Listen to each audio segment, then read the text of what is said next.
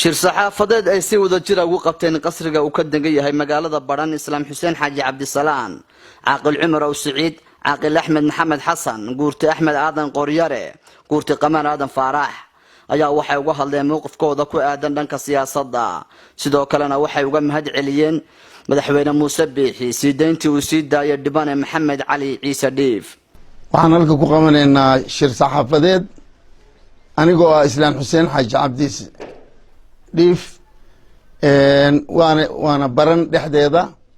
wuxuu ku saabsan yahay shir saxaafadeedku laba qodob mar mowqifkayaga siyaasadeed inaan cadayno iyo mahad celin aan u mahad celinayno Somaliland waxaan horeysiinayaa mowqifka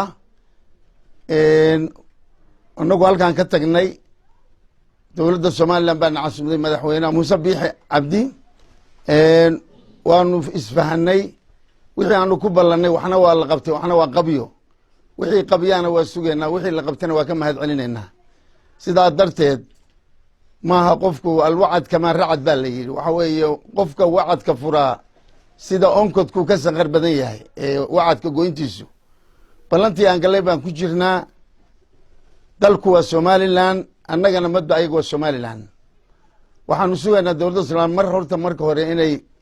si nabadgelyo oo silmiya iyo dulqaad ayan wax dhaqdhaqaaq oo dhibaato aan la samayn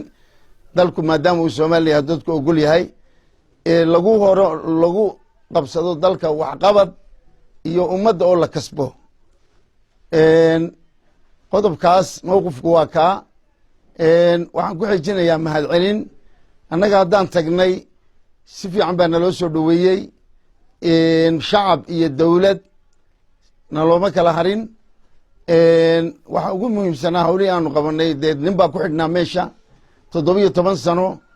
waxaanu ugu tagnay Riyaale iyo Siilaan iyo labadii madaxweyne ka horeeyay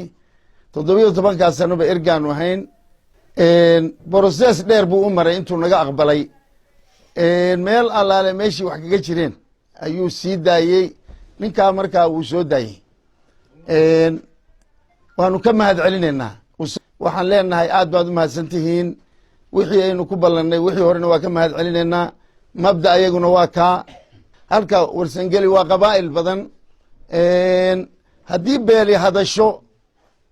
dee liyaan la moodin in warsangeli wada hadlay waa qabaa'il badan oo ilaa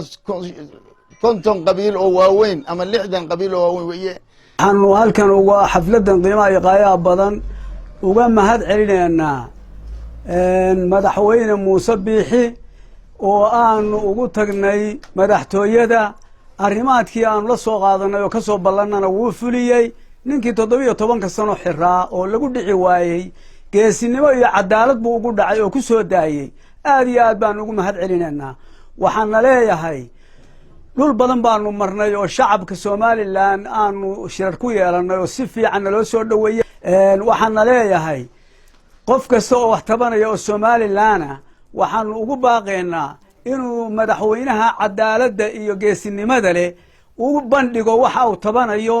baanu leenahay inta ayaan ku soo koobayaa hadalka shirkan jaraa'id waxaan u qabanay sidii odayga iga horeeyay islaamku uu sheegay mahad celin iyo kala warqaadasho marka xiga waxaan u mahad celinaynaa madaxweynaha Muuse Biixi Cabdi waxaan hadda uga mahad celinaynaa waxay tahay ugu horeeya nin baa wuxuu xidhnaa 17 sanadood sida uu islaamku sheegayay madaxweynayaal badan baan ugu tagnay oo uu 3 soo ku yahay madaxweynaha Muuse Biixi waa ku guuleystay ninka inuu sii daayo uga mahad celinaynaa isimadii aad soo dhaweyseen iyo waftidoodii iyo ninkii aad sii deyseen oo 17 sano xidhnaa sida fiican aad ka yeesheen madaxweynuhu gaar ahaan soo daayay aad iyo aad baan uga mahad celinaynaa waxaan uga hambaliyeynayaa sida sharafta iyo qaayaha badan oo uu ninkii xidhnaa 17 sano oo dhibanaha ahaa oo madaxweynayaashii hore sidii la sheegay loogu tegey sida sharafta leh iyo qaayaha badan uu u soo daayay waana mowqifkuna sidii hore loo sheegay dee annagu mowqifkii aanu joognay wada shaqayntana waxaanu ka sugaynaa dowladda ma bedelin mana bedelayno mowqifkayaga waana ku adkaysanaynaa waxaanuna aaminsannahay dalkayagii iyo dadkayagii taladooda haddaanu ahlulxalli walcaqdi nahay inaan cidina nagu haysan karin. Siciid Isxaal Finde, Ariel TV, magaalada Badhan. adeega cusub ee shirkadda Dahabshiil iyo Dahab. haddaba macmil adeegan cusub ee casriga ah waxa uu ku sahlayaa in adiga oo jooga gurigaaga ama goobtaada shaqo aad lacag ugu xawishid asxaabtaada iyo ehelkaaga jooga daafaha dunida.